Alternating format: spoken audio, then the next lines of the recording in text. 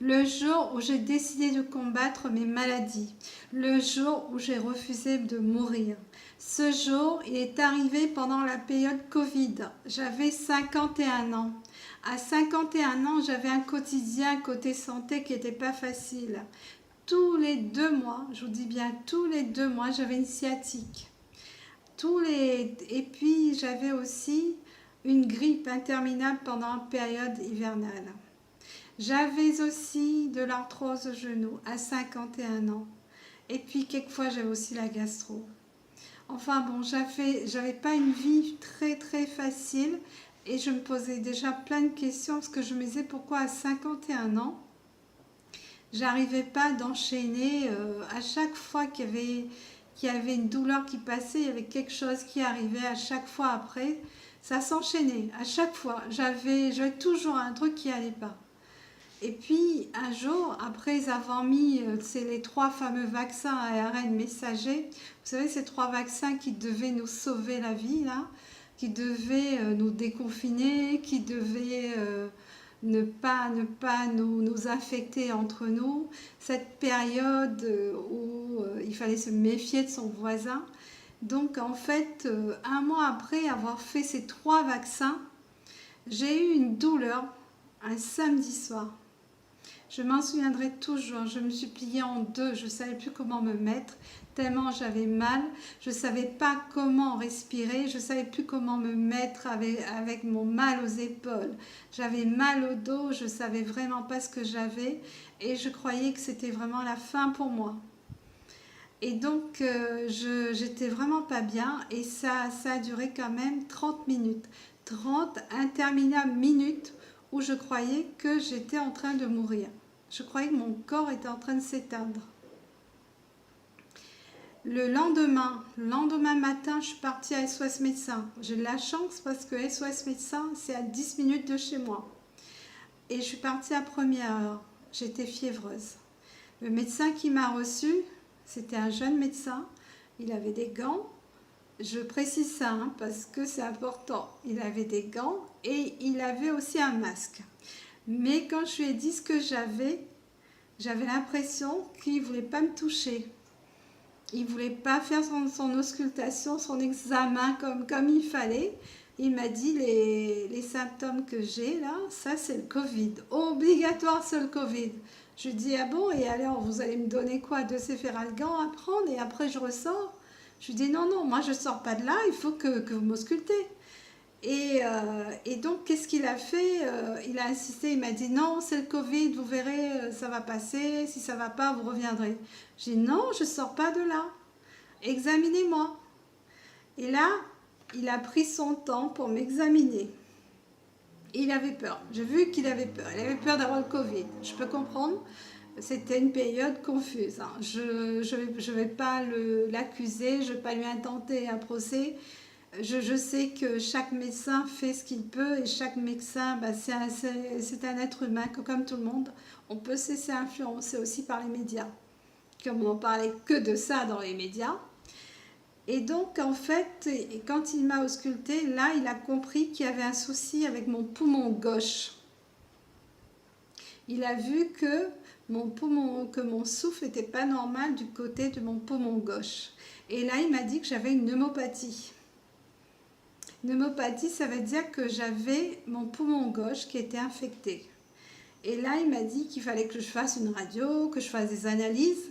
Mais avant d'avoir les résultats, il fallait que je prenne tout de suite des antibiotiques. C'était urgent. C'était ma vie qui était en danger.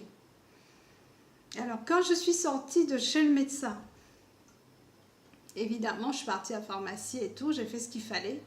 Mais c'est là que j'ai pris conscience qu'à 51 ans, je ne pouvais pas rester comme ça avec cette maladie.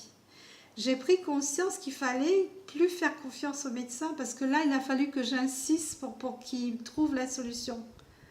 Et c'est là que je me suis dit, je peux compter que sur moi.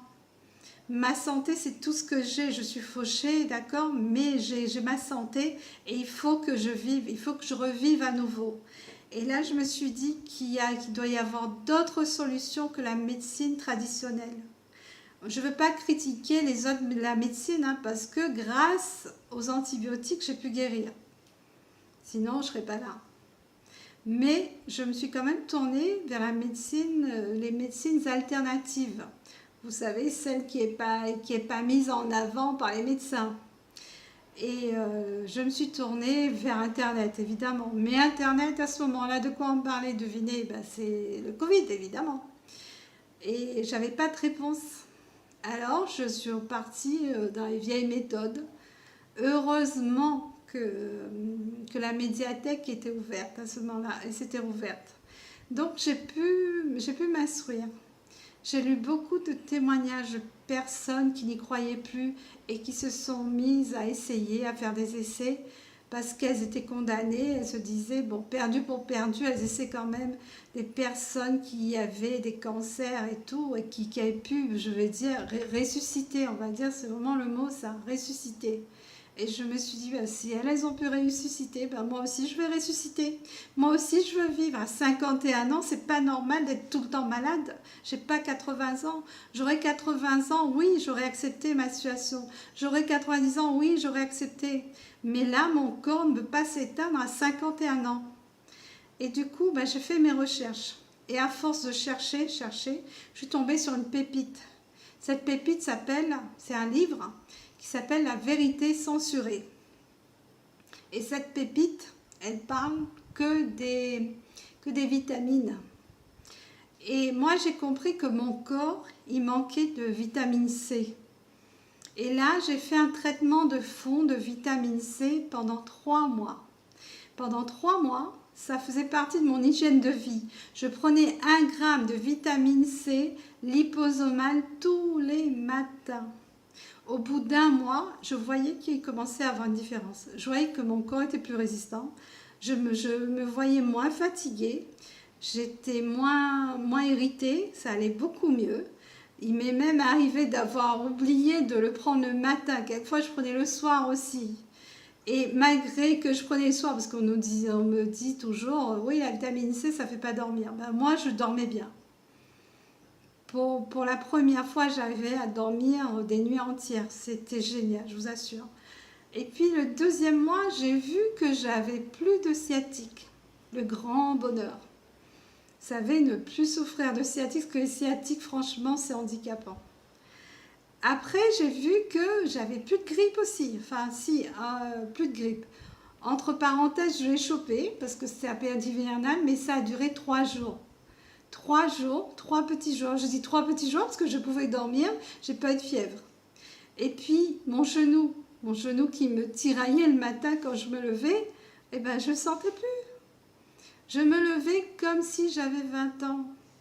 Et je pouvais marcher autant. Parce qu'après, j'ai appris aussi qu'il fallait que je marche. De toute façon, j'avais le diabète, donc j'avais l'habitude de marcher, même si j'avais mal. Mais là, quand je marchais, même plus d'une demi-heure, j'avais pas mal. J'avais plus rien. Je me sentais légère. Je me sentais revivre. Mon corps respirait. Et là, je remerciais mon corps, je me remerciais parce que je me disais, mon Dieu, mais quel bonheur d'être en santé.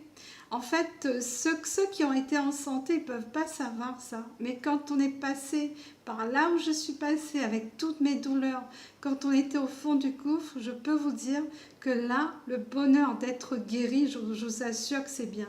On se sent revivre et on apprécie encore plus les choses. Alors pourquoi moi je vous raconte ça? C'est pour vous dire, c'est pas pour vous dire d'acheter le livre que je vous dis le titre, ni pour acheter de la vitamine C. Je ne suis pas médecin. Je ne sais pas ce qu'il vous faut à vous. Ce que je veux vous dire, c'est qu'il faut que vous cherchiez. Il faut pas s'arrêter à ce que le médecin vous dit. Essayez de faire vos recherches de votre côté. Et vous avez de la chance parce qu'on n'est plus en période Covid. Donc là, vous aurez peut-être plus d'informations sur votre maladie sur Internet.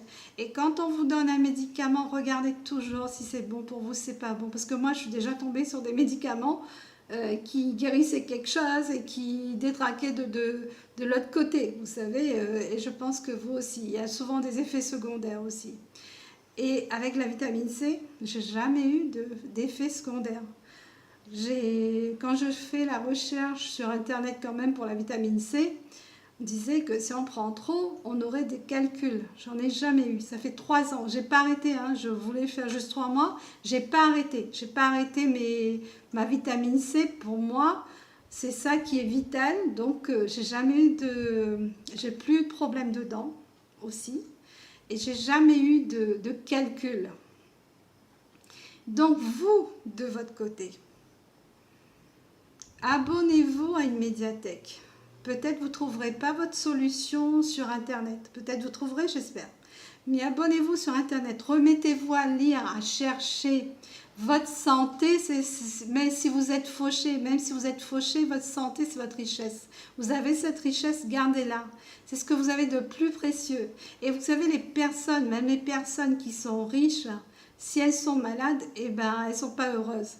Personne n'est heureux quand on est malade. Donc vous, ne prenez pas votre santé à la légère. Ne faites pas n'importe quoi avec votre corps. Protégez-vous, prenez soin de vous. Et quand le médecin vous donne des analyses à faire, quand le médecin vous dit vous avez ça, essayez de chercher par vous-même ce que c'est. Essayez de chercher qu'est-ce qu'il y a d'autre que vous pouvez faire. Bon, c'était Nathalie de Moche et Fauché, mais toujours debout et toujours vivante. Et je veux qu'on se soutienne tous.